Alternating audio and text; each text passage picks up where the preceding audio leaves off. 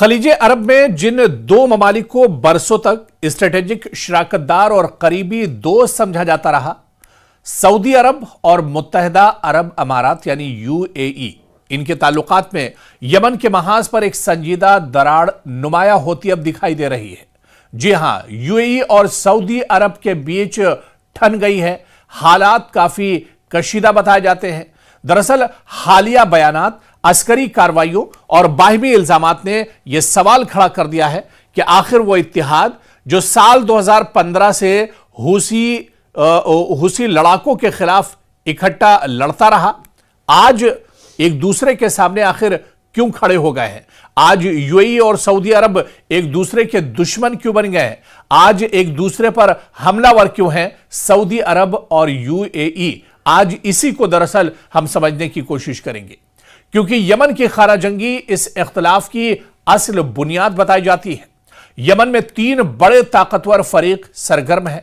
सबसे पहला हुसी लड़ाकों की अगर बात की जाए, जिन्हें ईरान की हिमायत हासिल है और जो दारुल हुकूमत सना समेत शुमाली यमन पर काबिज है। दूसरे प्रेसिडेंशियल लीडरशिप काउंसिल यानी पीएलसी, दरअसल बैनुल-अक़वामी तौर पर तस्लीम शुदा हुकूमत जिसे सऊदी अरब की पुश्तपनाही हासिल है और जो यमन को मुत्तहिद रखना चाहती है। और तीसरी बड़ी वजह सिद्रन ट्रांजिशनल काउंसिल यानी एसटीसी, जो जुनूबी यमन की अलाहिदगी की हामी है, जिस पर यूएई की हिमायत के इल्जामात लगते रहे हैं। दरअसल साल 2015 में सऊदी अरब की क़यादत में बनने वाले इत्तिहाद में यूएई भी शामिल था। मकसद यह था कि हुसियों को पीछे धकेला जाए, उन्हें शिकस्त दी जाए और यमन की मरकजी हुकूमत बहाल की जाए। लेकिन वक्त के साथ दोनों ममालिक के स्ट्रेटेजिक अहदाफ अलग होते चले गए और इसके बाद आप देखिए कि किस हद तक अब हालिया दिनों कशीदगी बढ़ी है। मकला बंदरगाह और हालिया जो कशीदगी है, इसे भी दरअसल समझना होगा, क्योंकि हालिया रिपोर्ट्स के मुताबिक सऊदी अरब ने यमन की बंदरगाह पर हमला किया और दावा किया कि यह कार्रवाई उस वक्त की गई जब वहां यूएई से मुंसलिक जहाज, असलहा और बख्तरबंद गाड़ियां उतार रहे थे। सऊदी अरब के मुताबिक यह जहाज फुजेरा बंदरगाह से रवाना हुए थे। इनके ट्रैकिंग सिस्टम्स बंद थे और असलहा ऐसे ग्रोहों के लिए था जिन्हें सऊदी अरब अपने लिए खतरा समझता है, खासतौर पर एसटीसी। और दूसरी तरफ आप देखिए कि सऊदी वजारत खारजा ने इसे कौमी सलामती की रेड लाइन करार देते हुए कहा कि कार्रवाई महदूद और इलाकाई अमन को लाहक खतरे को रोकने के लिए थी, जबकि जानी नुकसान न होने का सऊदी अरब की तरफ से दावा भी किया गया। अब इस पर आप देखिए कि जवाबी इल्जाम और जवाबी इल्जामात का दौर भी चल रहा है। एसटीसी ने इस हमले को जारिहत करार दिया है और मजीद यूएई को अस्करी मदद की अपील की है। यमन की सऊदी हिमायत याफ्ता प्रेसिडेंशियल लीडरशिप काउंसिल ने यूएई के साथ मुश्तरका दिफाई मुआहिदा मंसूख कर दिया है और आर्जी सरहदी पाबंदियां लगा दी हैं। रिपोर्ट्स में यह भी कहा गया है कि सऊदी अरब ने यमन में मौजूद यूएई अफवाज को निकलने के लिए डेडलाइन दी है, जिसने कशीदगी को और बढ़ा दिया है। अब दरअसल इस पॉइंट को भी समझना बहुत अहम होगा कि इख्तलाफ कहां पर है। ये दरार जो 2015 में या 2015 के बाद जिस तरह से यूएई और सऊदी अरब एक साथ थे और हमसाया ममालिक भी है, आखिर इनमें इतना इख्तलाफ कहां से आ गया, इतनी ज्यादा दूरी क्यों आ गई, एक लकीर इनके बीच में क्यों खिंच गई, इसे भी समझना होगा। जो एक्सपर्ट्स हैं और माहिरीन के मुताबिक मसला सिर्फ एक बंदरगाह या असलहे की तरसील नहीं है, बल्कि यमन के मुस्तकबिल के तसव्वुर पर भी यहां पर इख्तलाफ है। सऊदी अरब दरअसल मुत्तहिदा यमन का हामी है, एक ऐसी मरकजी हुकूमत चाहता है जो इसकी जुनूबी सरहदों के लिए खतरा न बने, और उधर यूएई दरअसल जुनूबी यमन में असर व रसूख बढ़ाने पर तवज्जो रखता है। बंदरगाहों, समंदरी रास्तों और मकामी इत्तिहादियों जैसे एसटीसी के जरिए स्ट्रेटेजिक फायदा चाहता है। और वहीं पर आप देखिए कि माहिरीन के मुताबिक वक्त के साथ यूएई ने यमन में सऊदी मशावरत के बगैर आजाद फैसले करना शुरू किए, जिससे जुनूबी अलाहिदगी पसंद मजबूत हुए और दोनों इत्तेहादियों के दरमियान बदएतमादी बढ़ी है। अब सवाल यह उठता है कि जब यूएई और सऊदी अरब आमने सामने हैं, कशीदगी इतनी ज्यादा बढ़ रही है, तो अब आगे होगा क्या? इस कशीदगी को आगे किस तरह से देखा जाए? आगे चलकर क्या यह कशीदगी और ज्यादा बढ़ेगी या फिर आपसी बातचीत के जरिए और बैठकर इस मसले को एक तरह से हल किया जाएगा? यानी आगे क्या कुछ हो सकता है, क्योंकि यह कशीदगी जाहिर करती है कि खलीजी इत्तेहाद यकसा मफादात पर कायम नहीं रहा।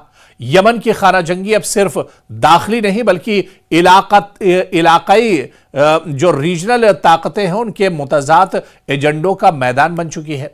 अगर इख्तलाफात कम ना हुए तो यह सूरत हाल यमन में अमन के इम्कानात को मजीद पेचीदा बना सकती है। सऊदी अरब और यूएई की मौजूदा कशीदगी दरअसल यमन के मुस्तकबिल, इलाकाई असर व रसूख और कौमी सलामती के मुख्तलिफ तसव्वुरात की अक्कास है। जो इत्तेहाद कभी एक मुश्तरका दुश्मन के खिलाफ बना था, वो अब अपने ही मकासिद के बोझ तले लड़खड़ाता हुआ दिखाई दे रहा है। तो यह कशीदगी कहां तक बढ़ेगी? सऊदी अरब और यूएई की जो यह हालिया कशीदगी है, क्या इस पर फुल स्टॉप लगेगा या फिर यह कशीदगी आने वाले दिनों में और ज्यादा बढ़ती है? और अगर यह कशीदगी बढ़ती है तो पूरे खित्ते पर इसका असर एक तरह से देखने को मिलेगा, या फिर तुर्की या जो दूसरे मुस्लिम ममालिक है, अरब ममालिक है, क्या उनकी सालसी से, उनकी मुदाखलत से इस मसले को हल किया जा सकता है? यह कशीदगी जो सऊदी अरब और यूएई के दरमियान बढ़ रही है, इस कशीदगी को कम किया जा सकता है? यह देखना भी आने वाले दिनों में बहुत अहम होगा। लेकिन हालिया दिनों जिस तरह से कशीदगी है, ऐसे में कहीं ना कहीं अब टेंशन बढ़ रही है मशरिक़ वुस्ता और इसके अलावा जो अरब ममालिक है उनमें भी अब इसका साफ तौर पर असर देखने को मिल रहा है। यानी डर और खौफ भी इस कशीदगी के बीच आवाम के दरमियान भी बढ़ रहा है। ऐसे में क्या कुछ आने वाले दिनों में होता है, इस पर भी नजर रखना बहुत अहम होगा। दरअसल साल 2015 में सऊदी अरब की क़यादत में बनने वाले इत्तेहाद में यूएई भी शामिल था। मकसद यह था कि हूसियों को पीछे धकेला जाए, उन्हें शिकस्त दी जाए और यमन की मरकजी हुकूमत बहाल की जाए।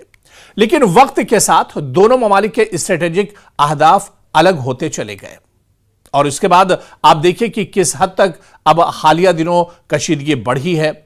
मकला बंदरगाह और हालिया जो कशीदगी है, इसे भी दरअसल समझना होगा, क्योंकि हालिया रिपोर्ट्स के मुताबिक सऊदी अरब ने यमन की बंदरगाह पर हमला किया और दावा किया कि यह कार्रवाई उस वक्त की गई जब वहां यूएई से मुंसलिक जहाज, असलहा और बख्तरबंद गाड़ियां उतार रहे थे। सऊदी अरब के मुताबिक यह जहाज फुजेरा बंदरगाह से रवाना हुए थे। इनके ट्रैकिंग सिस्टम्स बंद थे और असलहा ऐसे गिरोहों के लिए था जिन्हें सऊदी अरब अपने लिए खतरा समझता है, खासतौर पर एसटीसी।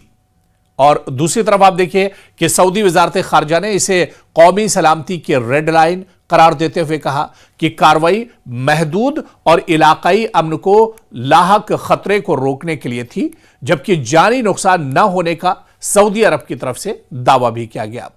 अब इस पर आप देखिए कि जवाबी इल्जाम और जवाबी इल्जामात का दौर भी चल रहा है। एसटीसी ने इस हमले को जारिहत करार दिया है और मजीद यूएई को अस्करी मदद की अपील की है।